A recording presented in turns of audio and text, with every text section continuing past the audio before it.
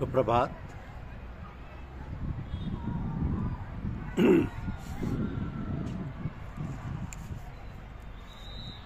निंदा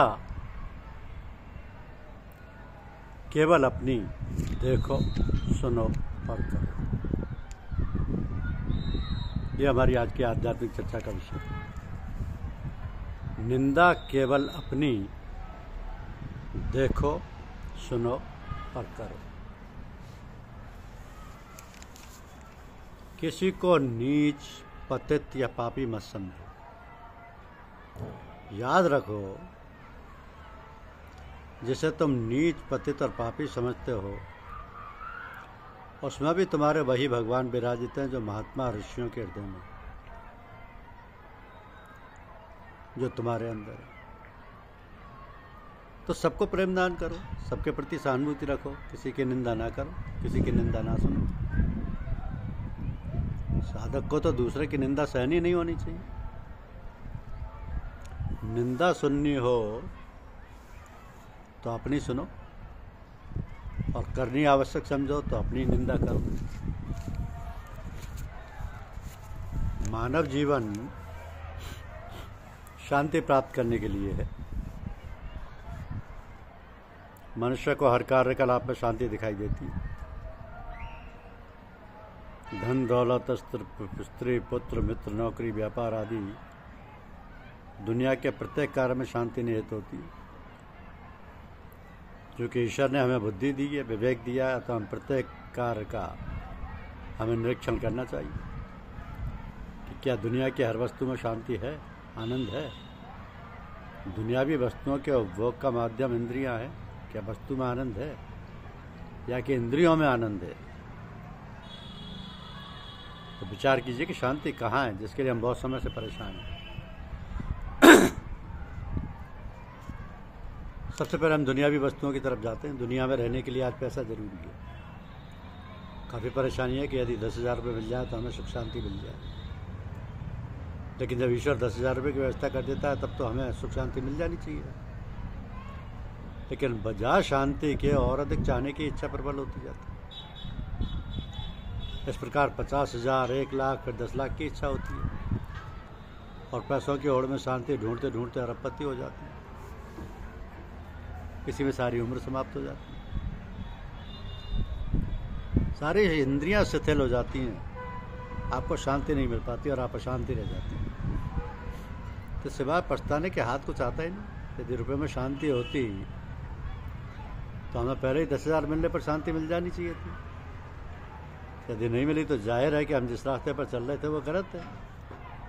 किसी निश्चित स्थान पर जाने के लिए अगर हमारा पहला कदम गलत पड़ जाए तो 100 और जाने वाला हर कदम गलत ही पड़ेगा। इसी प्रकार दुनिया के हर वस्तु के उपभोग में शांति नहीं है। यदि हम दुनियावी किसी वस्तु का बराबर उपभोग करें तो उस वस्तु का आनंद क्रम से घटता नजर आता है, क्योंकि उस वस्तु का सारा तुष्टि गुण हम एक ही बार में ले लेते हैं। यही कारण है कि उस वस्तु का आनंद उपभोग करने से क्रमशः घटता नजर आता है। जो आनंद पहली बार मिला दूसरी बार नहीं। तो जाहिर है कि दुनिया की किसी वस्तु में आनंद नहीं है। हम भूलवश इंद्रियों को शांति का स्रोत मान बैठे हैं, जबकि शांति न वस्तु में और न ही इंद्रियों में। वास्तव में आनंद तो हमें अपनी आत्मा में मिलता है। तो इंद्रियां तो आनंद का माध्यम है, स्रोत नहीं। यदि हमारी आत्मा निकल जाए तो इंद्रियों का कार्य समाप्त हो जाता है। ना हम देख सकते हैं, ना बोल सकते हैं, सारे कार्यकलाप बंद हो जाते हैं। तो स्पष्ट है कि हम जो भी शांति दुनिया की वस्तुओं में या अपनी बाह्य इंद्रियों में ढूंढते हैं, वो शांति हमारी आत्मा को संतुष्ट नहीं कर पाती, क्योंकि हमारी आत्मा ईश्वर का अंश है।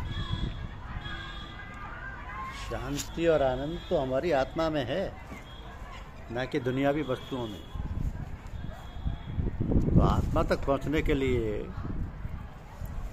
हम अपनी चेतना को बाह्य इंद्रियों के आनंद से हटाकर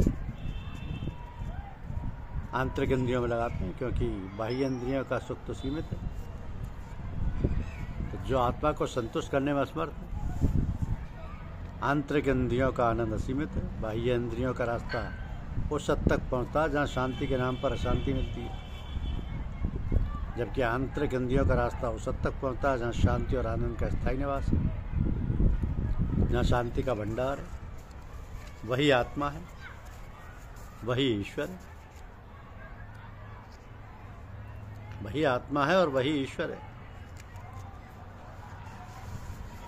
जिससे मोक्ष की प्राप्त होती है, पुनर्जन्म की नहीं। उसी का नाम ज्ञान है। उसके अतिरिक्त दूसरा जो शब्द ज्ञान का चातुर्य है, वो तो रोटी कपड़ा प्राप्त करने की कला मात्र है। उसे केवल भोजन वस्त्र जुटाने वाली व्यवस्था समझना चाहिए।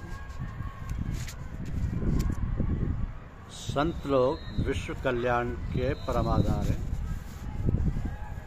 उनकी प्रत्येक चेष्टा स्वाभाविक विश्व कल्याण के लिए होती है। उनकी वाणी से अमृत ज्ञान झरता है। उनके नेत्रों से प्रेम की शीतल सुखद ज्योति धारा बहती रहती है। उनके मस्तिष्क से अखिल जगत का कल्याण प्रसूत होता है। उनके हृदय से आनंद का प्रभाव होता है। जो कोई भी उनके संपर्क में आ जाता है, वही पाप ताप से मुक्त होकर महात्मा बन जाता है। वह जिस स्थान में रहते हैं वही स्थान पुण्य तीर्थ बन जाता है। वे जो उपदेश करते हैं वही पावन सत्कर्म शास्त्र बन जाता है। वे जिन कर्मों को करते हैं वे ही कर्म आदर्श समझे जाते हैं। संत सभी देशों, सभी धर्मों तथा संप्रदायों में होते हैं। हिंदू, मुसलमान, ईसाई, यहूदी, पारसी आदि सभी मतों में सच्चे संत होते हैं।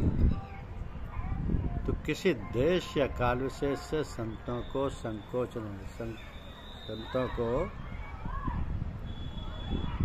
नहीं किया जा सकता।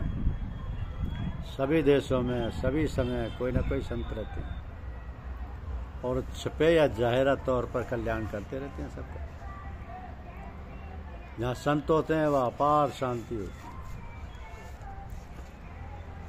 है। ऐसी शांति जो कि